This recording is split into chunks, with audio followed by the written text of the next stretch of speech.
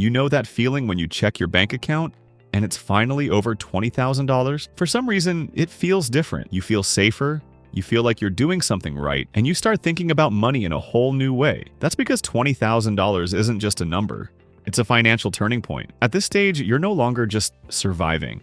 You have a cushion, a safety net that protects you from the little emergencies that used to wipe you out. A flat tire, a medical bill, or even losing your job for a month doesn't send you into panic mode anymore. And that changes how you carry yourself, how you think about risk, and even how you make decisions. Most people don't realize it, but this is the point where money stops being about survival and starts being about growth. Below $20,000, every dollar feels fragile. You're worried about rent, bills, groceries, and whether you'll make it to the next paycheck.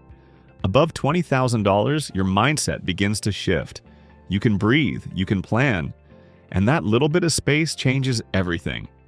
It's not just about feeling safe, though. With $20,000, you also gain flexibility. You can take advantage of opportunities you couldn't before. Let's say an investment comes along, or you want to start a small business, or maybe you just need to relocate for a better job. When you're living paycheck to paycheck, those options don't exist. But once you've crossed $20,000, suddenly you can say yes to things that can push your life forward. There's also something psychological that happens. Hitting $20,000 proves to you that saving and building wealth is possible. It's no longer just an idea you've heard people talk about, you've done it. And that proof gives you confidence to aim higher, to $50,000, $100,000, and beyond. But here's the interesting part. Getting to $20,000 feels like climbing a mountain. But once you're there, the climb actually gets easier. Why? Because your money starts working with you instead of against you. With less than $20,000, your savings barely produce any returns. At $20,000, even a modest 5% return gives you $1,000 in a year. That may not sound like a lot, but it's money you didn't have to work for. And as you keep growing, those returns snowball. And let's be honest, getting to $20,000 is not easy. It requires discipline, sacrifice, and patience. You can't just wing it or hope it shows up. For most people, it means saying no to things you want in the short term, so you can have something much bigger in the long term. It might mean driving the same old car a little longer, cutting back on eating out, or holding back from vacations that don't fit the budget. These decisions aren't fun in the moment, but they're the reason that bank balance eventually climbs. The real payoff, though, comes from the habits you build along the way. By the time you've saved $20,000, you've already learned how to live below your means, how to stay consistent, and how to avoid the traps that keep most people broke. That's why the next $20,000 usually comes faster. You don't just have the money, you have the discipline to keep repeating the process. Think about it this way. If you save $500 a month, it takes you over 3 years to reach $20,000. But once you're there, if you keep saving and investing that same $500, plus the returns from your existing $20,000, your money starts building itself faster. The first mountain climb was the hardest. The next one is still work, but it's not nearly as painful. Another shift that happens after $20,000 is how you think about investing. Before that, investing feels pointless. You put in a few $100s and see a return of maybe 10 or 20 bucks. It feels like nothing. But once your balance is higher, those returns actually show up. A 10% return on $20,000 is $2,000.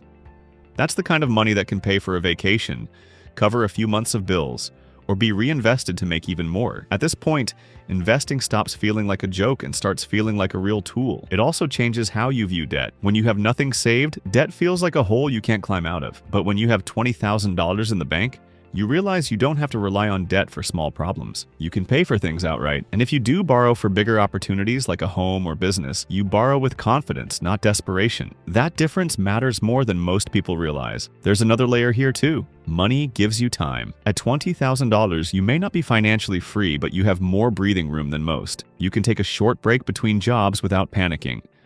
You can afford to slow down and think before making a big decision. You can even use that cushion to take a risk that could change your life, like moving to a better city or learning a new skill. Without savings, you don't have time. With it, you do. And time is the one resource you can never get back. Now, some people will say, what's the big deal about $20,000? It's not life-changing. But that misses the point. It's not about the number itself. It's about what it represents.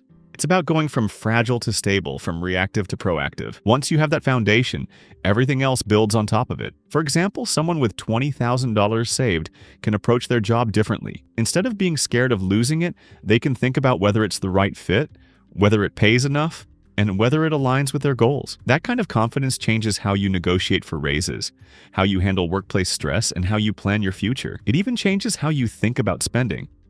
When you're broke, every dollar spent feels like a step backward. When you have savings, spending is a choice, not a setback.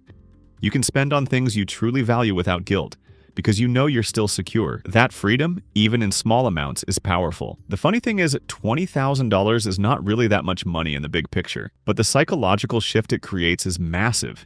It's the point where you stop feeling trapped by money and start feeling in control of it. And once you feel in control, you're far more likely to keep building. So if you're on the journey to $20,000, keep going. Every little deposit matters. Every dollar saved is a step closer to the moment where things finally feel different. And if you've already crossed that line, don't get comfortable. Use that momentum to aim higher. Because the truth is, $20,000 is not the finish line. It's the launch pad. Once you realize how much life changes at $20,000, you start to imagine what will happen at $50,000, at $100,000, or even beyond. Each level brings new freedoms, new opportunities, and new confidence. But it all starts here, with this first big milestone. That's why everything changes after $20,000. At $20,000, you've built the discipline.